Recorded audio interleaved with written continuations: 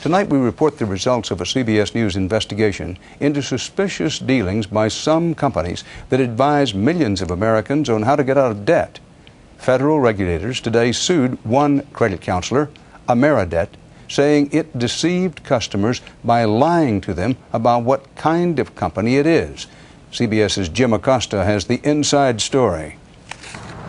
AmeriDebt is accused of using its nonprofit status as bait. We're a nonprofit organization to hook nearly 500,000 consumers into expensive debt payment plans, while the credit counselor sent millions of dollars to its for-profit payment processing center right next door.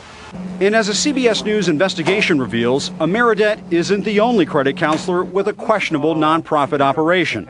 We tried to do what was right.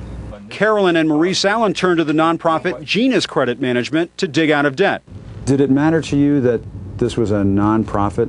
That's the selling point, I think, for most people. Nonprofit. If you have a debt problem. The Allens say Genus's payment plan drove them into bankruptcy. I get to go first. All the while, the nonprofit was making a fortune. How could that happen?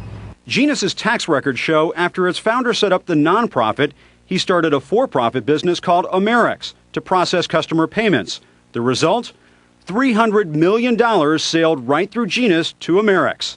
The Allens attorney accuses Amerix of milking Genus like a cash cow. This is just one example. If you look at the industry as a whole, they must be sending $1 billion to their for-profit arms. I'm not Genus. Amerix president Mike Croxon says his company sold off Genus, he claims, to avoid a conflict of interest. Where did Genus go? Amerix loaned the North Seattle Community College Foundation $11 million to buy Genus. Now, Amerix takes nearly every penny of the foundation's huge revenues. Revenues that were supposed to go to scholarships. Almost all of it went to Amerix. Well, I can't speak. I don't know whether those numbers are accurate. What I can tell you is... Well, they're right here. We showed Croxon the foundation's tax records, but of the $84 million made in 1 year, only $325,000 went to scholarships.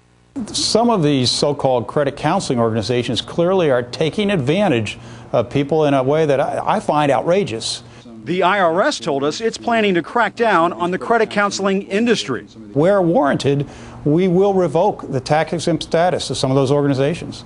As for the Allens, we like to believe that people are good-hearted people. They learned a heartbreaking lesson in how credit counselors can profit off of consumers' misfortune. Jim Acosta, CBS News, New York.